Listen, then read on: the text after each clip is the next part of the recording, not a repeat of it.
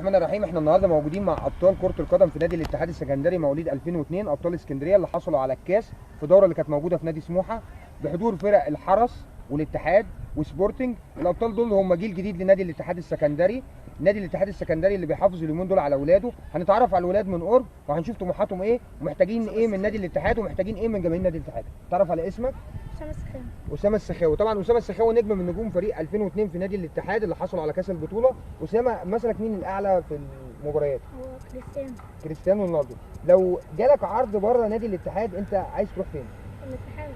الاتحاد. هو متمسك برضك، يعني نادي الاتحاد بيظهر في اللعيبه بتاعته ان هو متمسك بنادي الاتحاد، ولو جاله عرض الراجل هيقول ان هو هيلعب بره، لكن هو هيوصل مع نادي الاتحاد ان شاء الله منتخب مصر. اسمك ايه؟ عبد الله محمد. مركزك ايه في الملعب؟ ابو مثلك مين الاعلى؟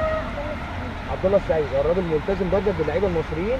عبد الله السعيد مثلك الاعلى. لو جالك عرض بره نادي الاتحاد في يوم من الايام هتطلع بره نادي الاتحاد ولا تفضل نادي الاتحاد؟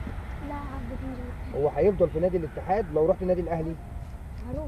هيروح بقى النادي الاهلي هو اللي هيروح. اسمك ايه؟ أحمد احمد مصر. مركزك ايه في الملعب؟ باك يمين. مثلك مين الاعلى؟ احمد فتحي. لو جالك عرض تطلع بره نادي الاتحاد تقول ايه الكابتن يوسف حمدي وهو المدرب بتاعك وهو اللي محافظ عليك، وانا يمكن سمعت ان يوسف حمدي ملقبينه بان هو المدرب الوحيد اللي في اسكندريه افضل 28 لعيب. اسمك ايه؟ صبري محمد صبري. يمكن صبري برضك من نجوم الفريق. مركزك ايه في الملعب يا صبري؟ مدافع. لو جالك مكان تاني تروح غير نادي الاتحاد تروح فين؟ ومزار الناس كلها بعد الثوره حتى اللعيبه الصغيرين نفسهم ان هم يسافروا بره مصر، بس اعتبر ان انت صعب البيئه اليومين دول. انت اهم حاجه تبذل مجهود في التمرين. تقول ايه الكابتن يوسف حمدي؟ أنا بحبك يا كابتن بس مش تمام، الله ينور عليك. اسمك ايه؟ أكرم. اكرم عطيه. مركزك ايه في الملعب اكرم؟ هاف رايت. مثلك مين الاعلى؟ كريستيانو. كريستيانو رونالدو. لو جالك عرض بره نادي الاتحاد تروح حته ولا هتفضل في نادي الاتحاد؟ أروح نادي. تروح النادي الاهلي. كلمني بقى اكرم عن البطوله اللي انتوا لعبتوا كام ماتش؟ 3 ماتشات. كسبتوا مين؟ كسبنا سبورتنج والحرس.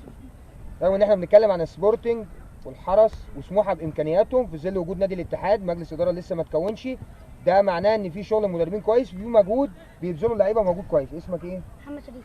محمد شريف. مركزك ايه في الملعب؟ دفاع. دفاع. تقول ايه الكابتن يوسف حمدي؟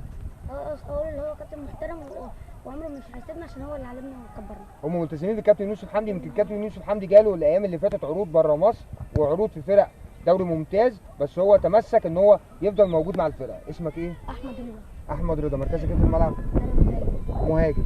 لو تحب تقول ايه الكابتن يوسف حمدي؟ أقول له أنت حبيبنا وما تسيبناش وإن شاء الله تعمل معانا حاجة.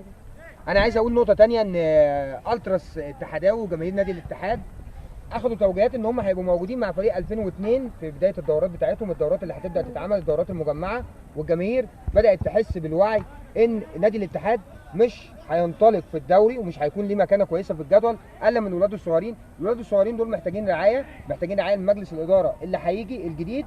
نبدا ان احنا نجهز الولاد دول، نديهم الدعم، نبدا ان احنا نبص لكاس عالم 2018. خلاص احنا بنفكر في 2018 و2022. هم دول الولاد اللي انا اعتقد جيل 2002 في نادي الاتحاد هم دول اللي هيبقوا جيل كاس عالم، هم دول اللي هيحققوا لمصر كاس عالم، هم دول الموهوبين اللي بجد. نادي الاتحاد عمل اختبارات لكل انديه مصر واتحرك في كل مكان. هم دول ال 28 لعيب النادي الاتحاد بيراهن عليهم في يوم من الايام كجيل يحقق لنادي الاتحاد كاس مصر، يحقق لنادي الاتحاد الدوري ويوصل بمصر لكاس العالم. انا بشكركم كلكم واقول لكم ان احنا كلنا موجودين معاكم، ان احنا عايزين نتفرج عليكم في الماتشات اللي جايه تقدروا تحققوا مراكز متقدمه.